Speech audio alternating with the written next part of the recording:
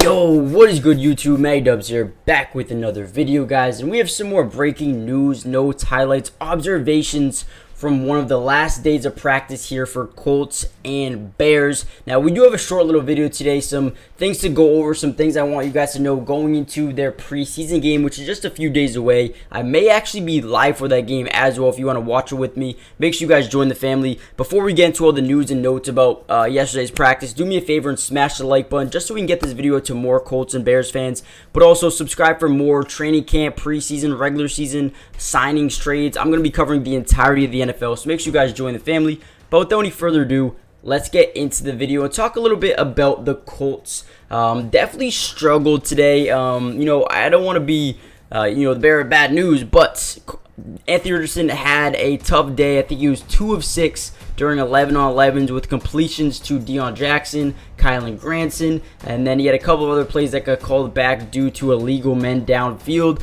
So a couple of penalties, just a rough day for the offense for the most part.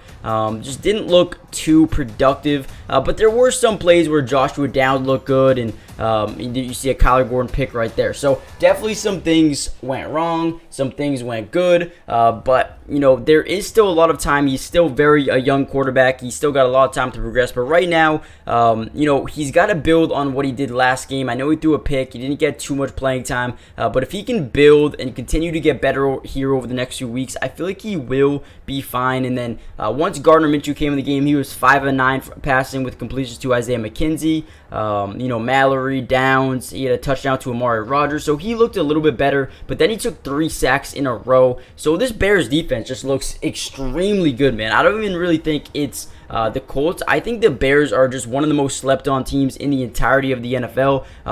They got a lot better. I'm not sitting here saying they're going to be a Super Bowl contender. I don't think that at all. But coming from one of the worst teams, I think they'll be a lot better next season, especially with another year with Fields under their belt and getting another offseason underneath them as well. Now, Downs was the primarily first-team slot receiver the previous 2 practices, but honestly, I believe McKenzie went right back to being the starting slot. So I don't know if that's a battle that's going on, or if they wanted to see how McKenzie would do with Anthony Richardson, or how those guys would pair up together. I think it's probably just that. I'm not really too sure, what they're trying to do there, what they're trying to accomplish. Just probably trying to see what guys fit with each other going forward. So we saw a lot of Isaiah McKenzie getting some first-team reps, but they're pretty much splitting it at this point. Now, the first-team defense for the Colts looked a little bit like Kwity Paye. You saw Samson Ubicom, you got Taven Bryant, Grover Stewart, Zaire Franklin at the Mike linebacker, EJ Speed at will, Grant Stewart.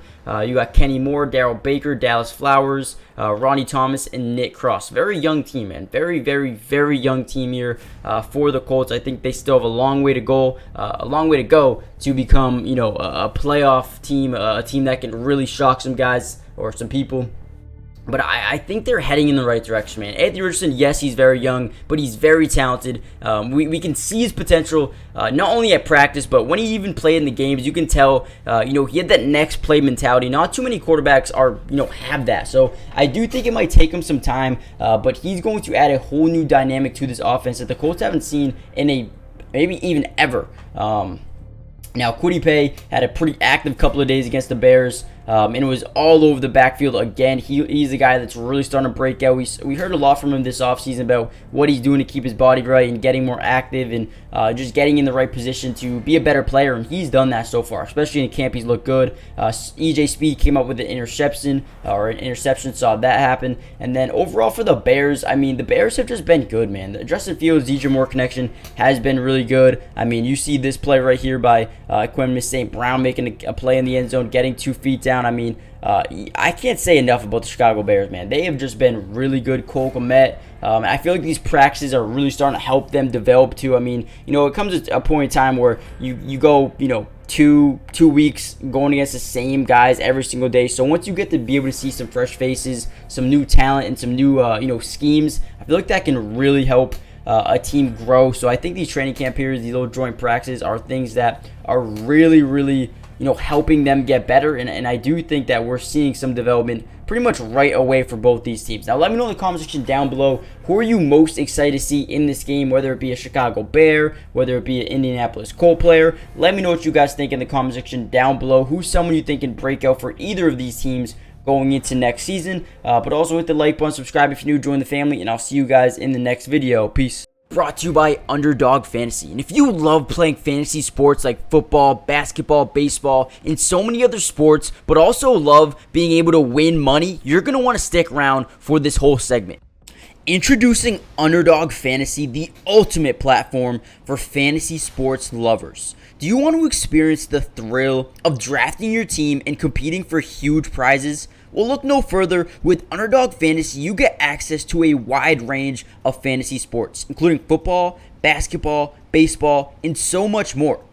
But here's what makes Underdog Fantasy stand out from all of those other apps. They've got quick and user-friendly drafting process, a unique and exciting game formats, fair and competitive contests for all skill levels, and attractive bonuses and promotions. Not only can you draft teams and compete with others, but you can also play a game of higher and lower, which is personally my favorite thing to do on there, but you can potentially win 20 times the money you put down. And if you use code MattyDubs when you sign up, Underdog will match your first deposit up to $100. And what that means is basically when you deposit, let's say $100, they'll give you a free $100 to use and play with. Click the link in the description to get started, or head to the website right now to start dominating the fantasy world. And don't miss out on all the fun. Be a part of the Underdog community starting now. And don't forget, if you use code MattyDubs, they'll match your first deposit up to $100. Let's get started. Get into drafts with me starting today.